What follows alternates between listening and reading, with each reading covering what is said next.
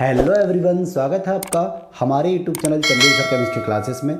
और आज के इस वीडियो लेक्चर में हम लोग कंटिन्यू करने वाले हैं रेडॉक्स अभिक्रिया का लेक्चर नंबर 3। लास्ट के वीडियो लेक्चर में हमने ऑक्सीकरण संख्या विधि देखा था, जिसमें हम लोग किसी भी रेडॉक्स अभिक्रिया को संतुलित कर सकते थे। लेकिन उस विधि के द्वारा एक अन्य विधि 1927 में लामाव और जते नामक वैज्ञानिक द्वारा प्रस्तुत की गई, जिसे हम आयन इलेक्ट्रॉन विधि कहते हैं। इस विधि को सन 1927 में लामाव और जते नामक वैज्ञानिकों के द्वारा प्रस्तुत किया गया। इस विधि को एक अन्य विधि के नाम से भी जानते हैं, जिसे हम लोग अर्ध इलेक्ट्रॉन विधि भी कहते हैं। इसे हम अर्ध इलेक्ट्रॉन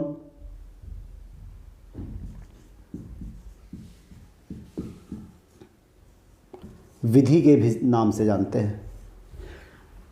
इस आयन इलेक्ट्रॉन विधि में कुछ प्रमुख पद हैं, जिनको हम लोग स्टेप बाय स्टेप देखेंगे। ये जो पद है कुछ हद तक ऑक्सीकरण संख्या विधि से भी मिलते हैं। तो मैं यहाँ पर आपको इस आयन इलेक्ट्रॉन विधि के कुछ पद लिख रहा हूँ, कुछ स्टेप लिख रहा हूँ। तो पहला जो स्टेप होगा वह होगा, जैसे नाम से ही प्रसिद्ध है, आयन इलेक्ट्रॉन विधि, अर्ध इलेक्ट्रॉन विधि। तो इस प्रकार की जो विधि होती है, इसमें हम क्या करते हैं, जो एक पूर्ण अभिक्रिया होती है, एक पूर्ण रेडॉक्स अभिक्रिया होती है, इसको अर्ध अभिक्रिया में हम लोग क्या करते हैं, विभाजित या विभक्त करते हैं। तो पहला हमारा काम है, क्या है, अर्ध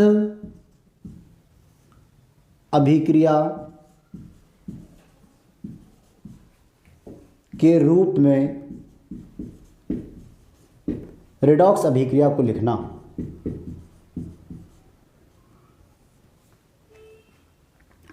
अभिक्रिया को लिखना। हम एक काम करते हैं, इस रूल्स भी साथों साथ हम लिखते जाते हैं और उन रूल्स को फॉलो करते हुए हम एक क्वेश्चन भी सॉल्व कर लेते हैं। हम एक क्वेश्चन ले रहे हैं, क्वेश्चन नंबर फर्स्ट, जिसमें Cr2O7 आयन, ये आपका डाइक्रोमेट आयन है। इस आयन की हम यहाँ पर Fe2+ आयन, ये हम अम्लीय माध्यम में एसिडिक मीडियम में रिएक्शन करा रहे हैं। यह हमें after reaction Cr3+ Fe iron 2+3+ और हमें वाटर का मॉलिक्यूल प्रोवाइड करा रहा है। तो इसे हम संतुलित करेंगे आयन इलेक्ट्रॉन विधि से। जैसा कि पहला ही स्टेप क्या है, रेडॉक्स अभिक्रिया को किसके रूप में लिखना, हमें अर्ध अभिक्रिया के रूप में लिखना है। तो हम यहाँ पर देखेंगे कि ये इस क्रोमियम का पेयर बन रहा है, डाइक्रोमेट आयन का इस क्रोमियम के साथ, और इस आयरन का जो बन रहा है पेयर वो इसके साथ बन रहा है। यानी कि अर्ध अभिक्रिया में ऑक्सीकरण हो रहा होगा और अर्ध अभिक्रिया में क्या हो रहा होगा, अपचयन हो रहा होगा। तो पहला हमारा काम है कि हम दोनों को क्या करते हैं, अलग अलग लिख देते हैं। तो पहला जो आपका होगा Cr2O7 ये हमें क्या प्रोवाइड करा रहा है, Cr3+। दूसरा हमारा जो स्टेप है वह क्या है, हमारा Fe2+, ये हमें क्या दे रहा है, Fe3+। इस रेडॉक्स अभिक्रिया में आधे आधे में लिख लिया है, यानी एक में ऑक्सीकरण होगी और एक में क्या होगी, अपचयन होगी। हम क्रॉस चेक कर लेते हैं। हम यहाँ पर देखते हैं, जो आयरन जो है आपका फेरस है, इस पर जो आवेश है वो 2+ है, और यहाँ पर जो आवेश है वो क्या आपका 3+ है। यहाँ पर क्या हो रहा है, यहाँ हो रहा है ऑक्सीकरण, और ऑफकोर्स यहाँ क्या हो रहा होगा, अपचयन। फिर भी हम एक काम करते हैं, इसे क्रॉस चेक कर लेते हैं। यहाँ जो क्रोमियम है, इस पर जो आवेश है वो कितना दिखाई दे रहा है हमें, 3+। और डाइक्रोमेट आयन की ऑक्सीकरण संख्या अगर हम देखते हैं, तो डाइक्रोमेट आयन की ऑक्सीकरण संख्या Cr2O7 तो 2 क्रोमियम है तो हो जाएगा आपका 2x। 7 ऑक्सीजन है, एक ऑक्सीजन जो होता है वो -2 चार्ज कैरी करता है, तो हो जाएगा -14 = -2। सो x = 12/2, यानी हो जाएगा +6। यानी क्रोमियम की जो ऑक्सीकरण संख्या यहाँ पर क्या है आपकी, +6। यहाँ ऑक्सीकरण संख्या +6 से +3 हो रही है, यानी ऑक्सीकरण संख्या में कमी हो रही है। और जब भी ऑक्सीकरण संख्या में कमी होती है तो वह प्रक्रिया आपकी अपचयन होती है। लेकिन यदि ऑक्सीकरण संख्या में वृद्धि हो रही हो तो वह प्रक्रिया जो होती है वो क्या कहलाती है, आपकी ऑक्सीकरण कहलाती है। तो इस प्रकार हमने एक रेडॉक्स अभिक्रिया जिसमें ऑक्सीकरण और अपचयन दोनों साथ साथ होती है, उसमें हमने इसको अर्ध अभिक्रिया के रूप में लिख लिया। आधे में हो रही है अपचयन और आधे में हो रही है आपकी क्या, ऑक्सीकरण। ये पूर्ण रूप से एक रेडॉक्स अभिक्रिया है। दूसरा जो हमारा स्टेप है, हमें क्या लिखना है दूसरे स्टेप में, ऑक्सीकरण और अपचयन के दौरान इलेक्ट्रॉन में जो परिवर्तन हुए हैं उसे हमें उसे क्या करना है, ज्ञात करना है। तो हमारे सेकंड स्टेप जो है, ऑक्सीकरण ऑब्लिक अपचयन में परिवर्तित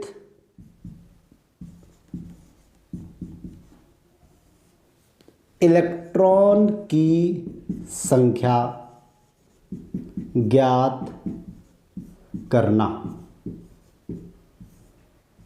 अब हम देखते हैं, हम यहाँ देख रहे हैं जैसे हम फर्स्ट जो जिसमें अपचयन अभिक्रिया हो रही है, यहाँ हम देख रहे हैं कुल कितने का अंतर है, यहाँ 6 और 3 में कुल कितने का अंतर है, 3। और चूंकि यहाँ पर 2 क्रोमियम है, ये हो जाएगा आपका 3 दूनी 6।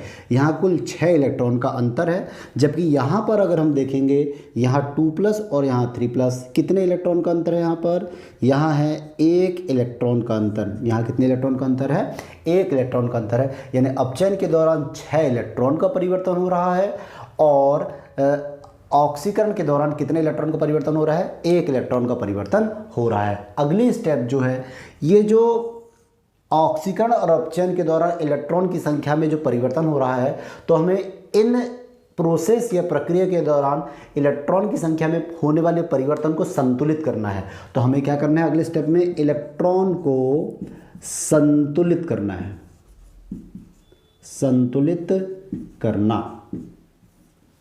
तो हम देखते हैं, यहाँ हम देखेंगे जैसे इस वाले स्टेप में हम देखेंगे तो यहाँ पर 2+ और यहाँ पर क्या अपना 3+ है, दोनों के बीच में 1 इलेक्ट्रॉन का अंतर है। और हमें स्पष्ट दिखाई दे रहा है कि इसके पास 3+ में इसने ज़्यादा इलेक्ट्रॉन त्यागा है और इसके पास 2+ इसने कम इलेक्ट्रॉन त्यागा है। अर्थात जिसने ज़्यादा इलेक्ट्रॉन त्यागा होगा उसके पास इलेक्ट्रॉन क्या होंगे, कम होंगे। और कितने कम होंगे, ऑफकोर्स कितने कम होंगे, 1 इलेक्ट्रॉन कम होंगे। इसीलिए हम अब ऑक्सीकरण के दौरान जितनी भी इलेक्ट्रॉन की संख्या का परिवर्तन था, उस परिवर्तित इलेक्ट्रॉन की संख्या को उस और जोड़ देंगे जहां इलेक्ट्रॉन की संख्या कम है। इसने 3 इलेक्ट्रॉन त्यागा है, इसने 2 इलेक्ट्रॉन त्यागा है, अर्थात इसने 1 इलेक्ट्रॉन ज़्यादा त्यागा है। तो यहाँ पर हम 1 इलेक्ट्रॉन को क्या कर देंगे, ऐड कर देंगे।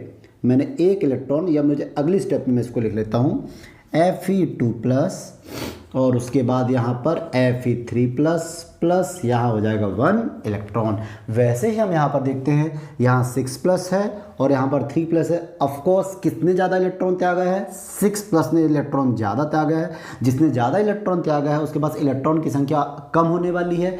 किसके पास कम होने वाली है, लेफ्ट हैंड साइड वाले के पास। इसलिए हम इलेक्ट्रॉन जो संतुलित करने के लिए इलेक्ट्रॉन कहाँ जोड़ेंगे या कहाँ उसका योग करेंगे, लेफ्ट हैंड साइड में। तो हम यहाँ पर कुल कितने इलेक्ट्रॉन का परिवर्तन है, 6 इलेक्ट्रॉन का। तो मैं यहाँ पर Cr2O7 प्लस 6 इलेक्ट्रॉन और ये हमें दे रहा है क्या, Cr3+। अब इसके बाद हमें क्या करना है, अगला स्टेप जो हमारा होगा उसमें हम लोग ऑक्सीकरण और अपचयन के दौरान जो इलेक्ट्रॉन की संख्या का परिवर्तन हो रहा था उसका एक दूसरे में गुणा करना है। इलेक्ट्रॉन परिवर्तन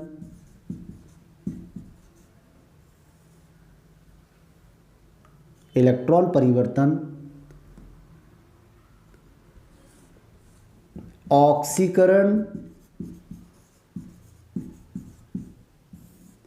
अपचयन के दौरान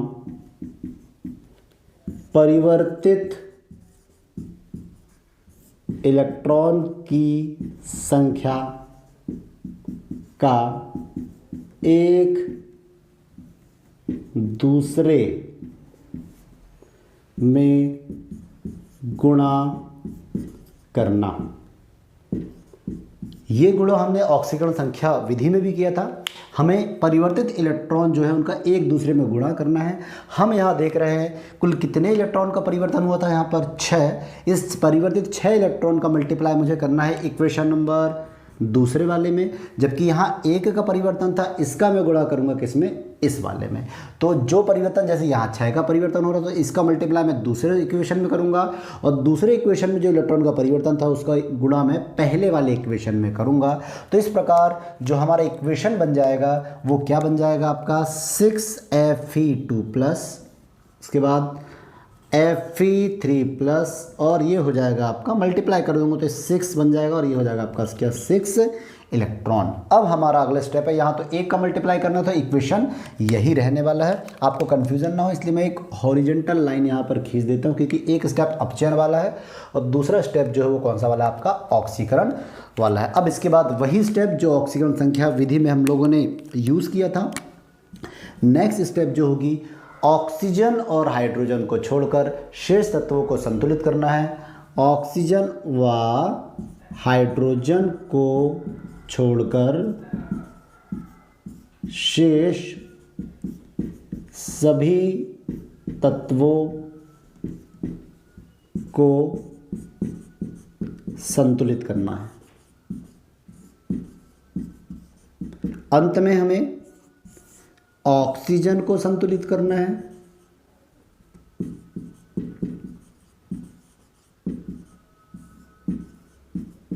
किसके द्वारा, H2O के द्वारा,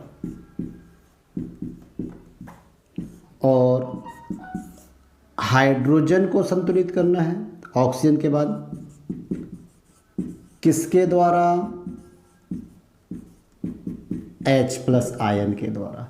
तो अब ये जो यहाँ से यहाँ वाली जो स्टेप है हम दोनों में बराबर लागू करेंगे। तो पहले हम देख लेते हैं ये वाली स्टेप।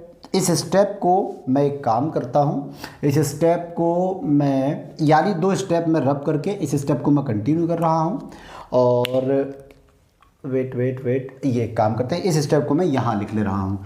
तो यह स्टेप जो होगी, यहाँ हम देखेंगे क्या, Cr2O72- Cr2O72- plus 6 electron gives Cr3+। अब हमारा काम क्या है, हम देखेंगे यहाँ लेफ्ट हैंड साइड में कितने क्रोमियम है, 2, राइट हैंड साइड में कितने क्रोमियम है, 1, तो यहाँ पर कितने का मल्टीप्लाई कर दूंगा, 2 का मल्टीप्लाई कर दूंगा। उसके बाद हम देखेंगे कि लेफ्ट हैंड साइड में ऑक्सीजन कितने हैं, 7, राइट हैंड साइड में कितने ऑक्सीजन है, 1 भी नहीं, तो मैं यहाँ पर कितने जल के अणु ले लूँगा, 7H2O।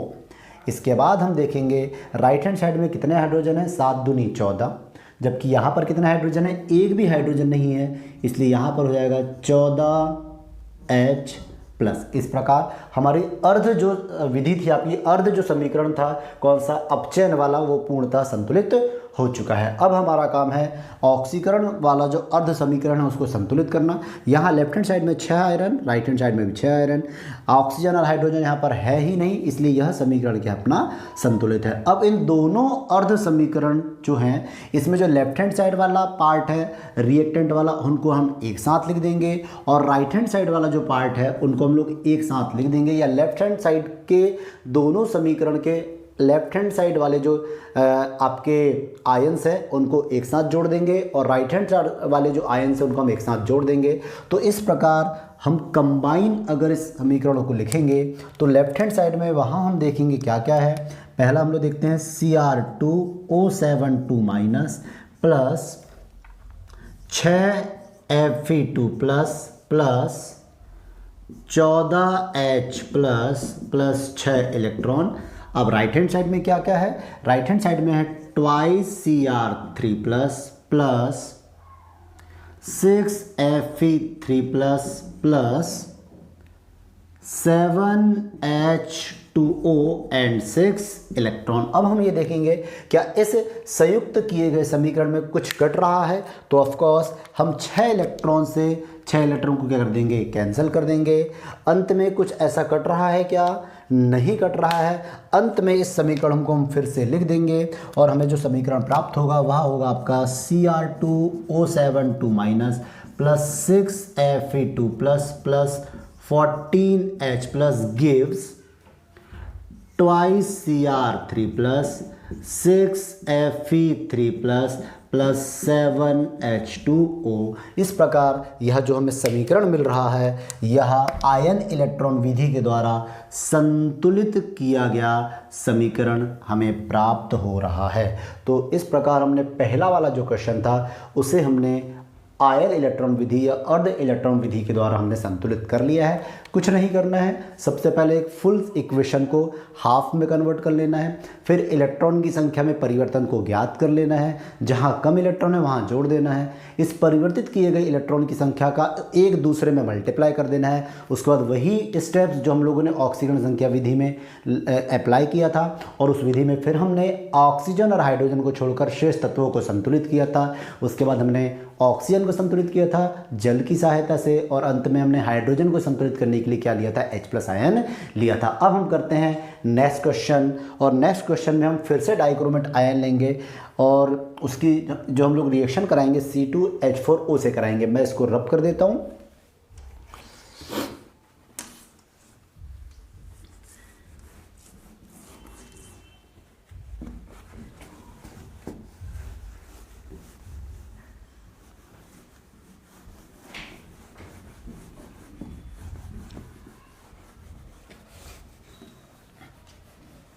नेक्स्ट क्वेश्चन हम लिखेंगे जिसमें Cr2O7 2- आयन, इसका हम कॉम्बिनेशन करा रहे हैं C2H4O इसके साथ करा रहे हैं और ये हमें प्रोवाइड करा रहा है C2H2O2 प्लस Cr3+ आयन। इस क्वेश्चन को हमें आयन इलेक्ट्रॉन विधि के द्वारा संतुलित करना है। हमें वही स्टेप्स का अप्लाई करना है जो उसके पहले वाले स्टेप में किया है। क्वेश्चन में आपको दिया गया है रिएक्शन आपको कराना है अम्लीय माध्यम में, रिएक्शन आपको कराना है अम्लीय माध्यम में। अम्लीय माध्यम में अभिक्रिया कराना है, इसका मतलब कि रासायनिक अभिक्रिया में H+ का होना कंपलसरी है। तो देखते हैं हम लोग, पहला हमारा काम क्या है, इस इक्वेशन को हम लोग अर्ध समीकरण में हम लोग विभाजित कर लेते हैं। हमें दिख रहा है Cr, इसका कॉम्बिनेशन हम Cr के साथ कर देंगे। कार्बन वाला जो है उसका हम किसके साथ कॉम्बिनेशन कर देंगे, कार्बन के साथ। तो अब इसे हम लोग अलग अलग लिख लेते हैं। पहले हम एक काम करते हैं, Cr2O7 2-, इसे हम लिखेंगे Cr3+ के साथ, और दूसरा जो है वह है आपका C2H4O, इसे हम लिखेंगे C2H2O2 के साथ। अब हम इसे कंटिन्यू करते हैं। सबसे पहले हम यहाँ पर ऑक्सीजन संख्या निकालेंगे क्रोमियम की, तो आने वाली है +6। यहाँ ऑक्सीजन संख्या कितनी आने वाली है, +3। हम यहाँ पर देखेंगे +6 से +3, यानी ऑक्सीजन संख्या में क्या हो रही है, ऑक्सीजन संख्या में कमी हो रही है। ऑक्सीजन संख्या में कमी यानी यह जो है वो कौन सा है आपका, अपचयन अर्ध समीकरण है। कौन सा है आपका, अपचयन अर्ध समीकरण। यहाँ पर 6+ है यानी इसने इलेक्ट्रॉन ज़्यादा त्यागा है, यहाँ पर 3+ है इसने इलेक्ट्रॉन कम त्यागा है। जिसने इलेक्ट्रॉन ज़्यादा त्यागा है उस साइड हम इलेक्ट्रॉन का योग कर देंगे, लेकिन पहले हम यहाँ पर इलेक्ट्रॉन की संख्या में हुए परिवर्तन को ज्ञात कर लेते हैं। हम यहाँ पर देखते हैं दोनों के बीच में कितने का अंतर है, 3 का। तो यहाँ हमने लिख दिया क्या, 3, और इस 3 का गुणा मैं यहाँ पर चूंकि 2 क्रोमियम है तो 3 का गुणा 2 से कर दूंगा तो कितना हो जाएगा आपका 6 इलेक्ट्रॉन। यार मुझे 6 इलेक्ट्रॉन किस साइड ऐड या योग करना पड़ेगा, तो लेफ्ट हैंड साइड में इसका योग करूँगा तो इक्वेशन हो जाएगा Cr2O7 2- plus 6 electron gives Cr3+। अब हमारा जो दूसरा काम है वह क्या है, वह हमारा दूसरा काम है कि हम दूसरे अर्ध समीकरण पर भी यह स्टेप लागू करते हैं। हम यहाँ पर इस कार्बन की ऑक्सीजन संख्या ज्ञात करते हैं। इस कार्बन की ऑक्सीजन संख्या अगर हम ज्ञात करें तो हम देखेंगे 2 कार्बन यहाँ पर हमारे पास अवेलेबल है, तो ये हो जाएगा आपका 2x, 4 हाइड्रोजन है तो हो जाएगा +4, और ऑक्सीजन -2 चार्ज कैरी करते तो -2 = 0। सो 2x = हो जाएगा +2 -2, सो x = हमारा आएगा -1। यानी यहाँ जो कार्बन है उस पर जो आवेश है वो कितना है, -1, और यहाँ पर जो कार्बन है उस पर आवेश कितना आने वाला है, 0, क्योंकि +2 यहाँ हो जाएगा, यहाँ हो जाएगा -4, -2 साइड चेंज करेगा तो हो जाएगा +2, और वेट अ मिनट, मैं एक बार क्रॉस चेक कर लेता हूँ। 2 कार्बन है तो हो जाएगा आपका 2x, हाइड्रोजन है तो +2, ऑक्सीजन है तो हो जाएगा अपना -4 is equal to 0। So 2x is equal to -2, side change करेंगे तो +2, x इज इक्वल टू जो हो जाएगा वो हो जाएगा आपका 2/2, यानी कि कितना हो जाएगा आपका 1। यानी यहाँ पर जो कार्बन है इस पर चार्ज कितना है आपका +1। तो इस प्रकार हम देख रहे हैं कि तो ऑक्सीकरण संख्या में जो परिवर्तन हो रहा है यहाँ पर -1 और यहाँ +1, यानी कि अंतर जो है वो कितने का है, 2 इलेक्ट्रॉन का अंतर है। अब हमें स्पष्ट दिखाई दे रहा है कि यहाँ +1 है, यहाँ -1, इसने इलेक्ट्रॉन ज़्यादा त्यागा है, और जहाँ इलेक्ट्रॉन ज़्यादा त्यागा गया है वहाँ पर इलेक्ट्रॉन कम है। कितने इलेक्ट्रॉन कम है तो हमें स्पष्ट दिखाई दे रहा है कितने इलेक्ट्रॉन कम है, यहाँ पर 2 इलेक्ट्रॉन। तो मैं यहाँ पर 2 इलेक्ट्रॉन का क्या कर दूंगा, योग कर दूंगा। तो हमने पहला स्टेप और दूसरा स्टेप फॉलो कर लिया, हमने इलेक्ट्रॉन भी संतुलित कर लिया। अब हमारा अगला काम है ऑक्सीकरण और अपचयन के दौरान जो परिवर्तित इलेक्ट्रॉन की संख्या है इसका एक दूसरे में गुणा करना। तो हम एक काम करते हैं, 2 का मल्टीप्लाई कर देते हैं किसमें, इस इक्वेशन में, और 6 का मल्टीप्लाई कर देते हैं इस इक्वेशन में। तो इस प्रकार हम देखते हैं कि, या फिर हम एक काम ऐसा भी कर सकते हैं, चलो हम देखिए 2 प्रकार की मेथड यूज़ कर सकते हैं। हम यहाँ पर देख रहे हैं 2 और यहाँ पर 6, क्या ऐसी कोई संख्या है जिसका दोनों में डिवाइड हो जाए, तो हाँ 2 से मैं कर सकता हूँ। तो 2 1 जा 2 और 2 3 जा 6। आप ऐसा भी कर सकते हैं, आप डायरेक्ट भी कर सकते हैं, 2 का गुणा इसमें कर देंगे और 6 का गुणा इसमें कर देंगे। तो हम एक काम करते हैं, 2 का गुणा कर देते हैं, हम कैंसिल नहीं करते। तो 2 का गुणा अगर इस समीकरण में मैं करूंगा तो इक्वेशन जो बन जाएगी वह हो जाएगी 2Cr2O7 plus 12 electron gives Cr3+। यहाँ पर हो जाएगा 6 का गुणा, तो यहाँ पर हो जाएगा 6, ये हो जाएगा आपका 6 यहाँ पर भी, और 6 2 यहाँ पर हो जाएगा कितने इलेक्ट्रॉन आपका 12 इलेक्ट्रॉन। तो इस प्रकार हमने एक दूसरे से यहाँ पर क्या कर दिया, गुणा कर दिया। अब हमारा काम जो है वह है ऑक्सीजन और हाइड्रोजन को छोड़कर शेष तत्वों को संतुलित करना है दोनों समीकरण में। तो हम पहले इस समीकरण में देखते हैं, तो लेफ्ट हैंड साइड में कुल कितने क्रोमियम दिख रहे हैं, 2 दूनी 4, तो यहाँ पर भी कितने 4। हम देखेंगे लेफ्ट हैंड साइड में ऑक्सीजन कितने हैं, 7 दूनी 14, तो यहाँ पर हो जाएगा आपका 14H2O। अब हम देखेंगे राइट हैंड साइड में हमारे पास हाइड्रोजन कितने हैं, 14 2 जा कितने 28, तो यहाँ पर हो जाएगा 28H+। ठीक इसी प्रकार हम नीचे वाले समीकरणों को भी संतुलित करेंगे। नीचे वाले समीकरण में स्पष्ट दिख रहा है कार्बन कितने हैं, 6 दूनी 12, तो यहाँ पर भी कार्बन कितने हैं, 6 दूनी 12। अब हम देखेंगे यहाँ पर ऑक्सीजन, लेफ्ट हैंड साइड में जो ऑक्सीजन की संख्या है वह कितनी है, 6, जबकि राइट हैंड साइड में जो ऑक्सीजन की संख्या है कितनी है, 6 दूनी 12। तो मैं लेफ्ट हैंड साइड में 6 ऑक्सीजन, राइट हैंड साइड में 12 ऑक्सीजन, यानी लेफ्ट हैंड साइड में ऑक्सीजन की संख्या कम है, तो मैं यहाँ लेफ्ट हैंड साइड में कुल 6 वाटर के मॉलिक्यूल क्या कर दूंगा, ऐड कर दूंगा। अब लेफ्ट हैंड साइड में भी 12 ऑक्सीजन, राइट हैंड साइड में भी 12 ऑक्सीजन। अब हमारा काम है हाइड्रोजन को संतुलित करना। लेफ्ट हैंड साइड में 6 दूनी 12 हाइड्रोजन यहाँ हमें दिखाई दे रहा है, और यहाँ पर कितना अपना 6 4 जा 24 यहाँ पर हो जाएंगे और 12 यहाँ पर, यानी कि लेफ्ट हैंड साइड में हमारे पास जो H+ है वो कितने हैं, 36। राइट हैंड साइड में हम देखेंगे तो राइट हैंड साइड में कितने हैं हमारे पास, 12, यानी कि अभी भी हमारे पास कितने 24 H+ कम है। कहाँ पर, राइट हैंड साइड में। तो राइट हैंड साइड में मैं अब क्या ऐड कर दूंगा, 14H+। इस प्रकार हमने लेफ्ट हैंड साइड का अर्ध समीकरण और राइट हैंड साइड के अर्ध समीकरण को क्या कर दिया, संतुलित कर दिया। अब हमारा काम है इन दोनों समीकरणों को क्या कर देना, संतुलित कर देना। मैं इन दोनों समीकरणों को संतुलित कर देता हूँ, और लेफ्ट हैंड साइड में जो है आपके आयंस उनको लेफ्ट हैंड साइड में और राइट हैंड साइड वालों को राइट हैंड साइड में लिख देता हूँ। तो लेफ्ट हैंड साइड में हमारे पास यहाँ पर है twice Cr2O7 plus 6C2H4O plus 6H2O, और भी यहाँ पर लेफ्ट हैंड साइड में हम लिखेंगे क्या क्या बच रहा है हमारे पास लेफ्ट हैंड साइड में, कंबाइन कर देते हैं 6H2O प्लस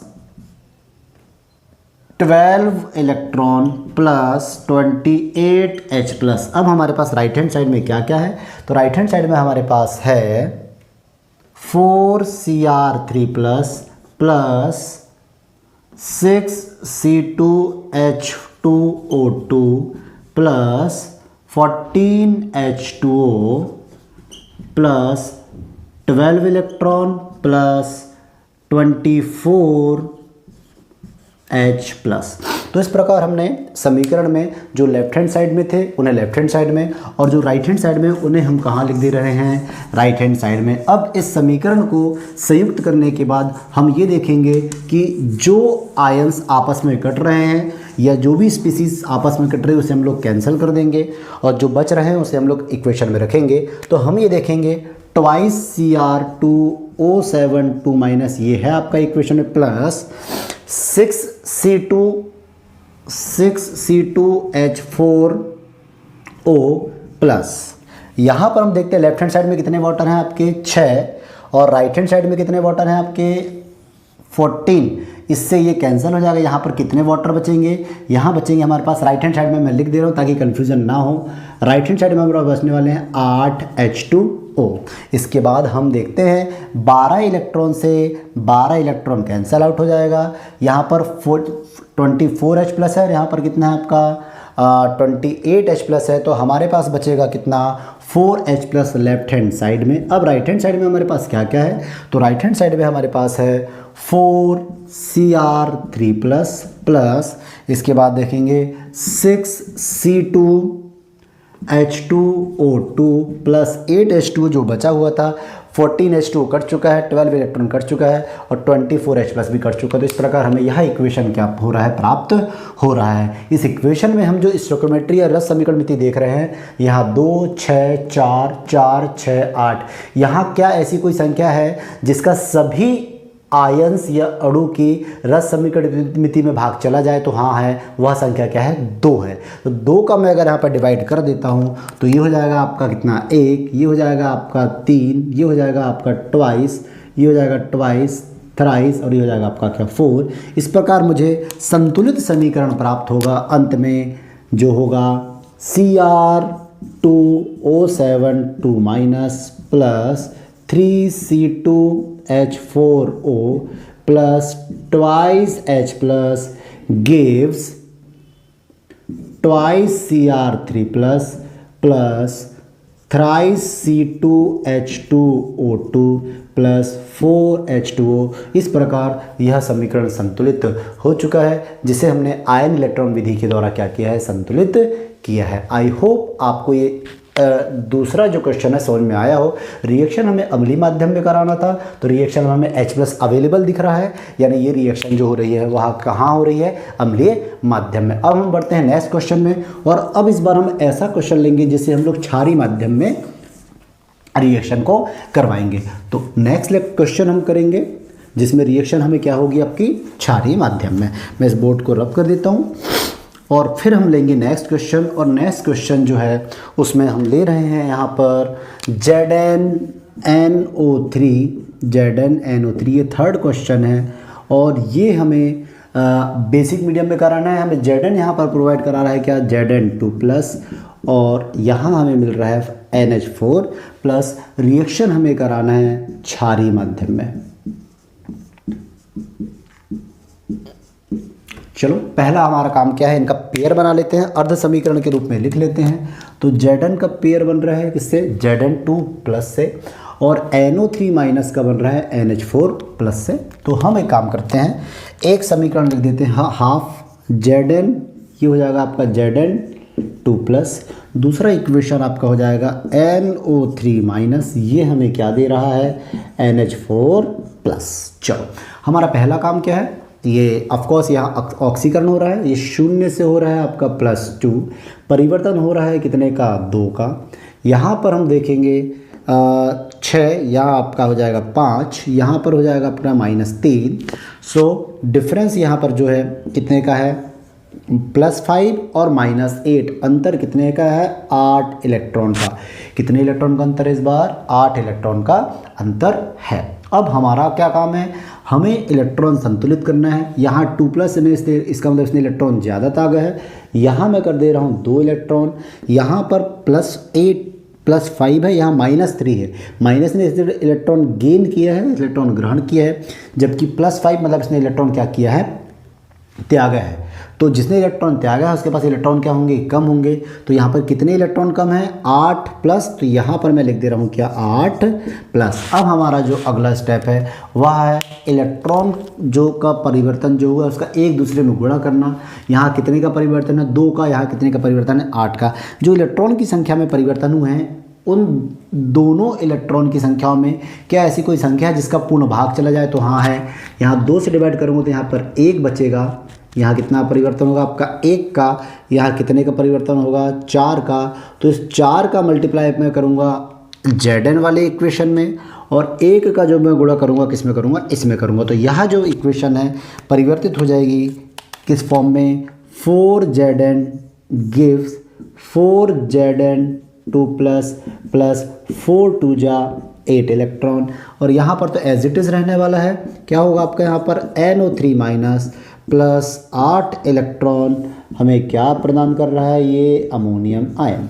हमारा अगला काम है हाइड्रोजन और ऑक्सीजन को छोड़कर शेष तत्वों को संतुलित करना। दोनों समीकरण में चार्जिंग ना तो यहाँ पर रिएक्टेंट की तरफ ऑक्सीजन है ना ही हाइड्रोजन है।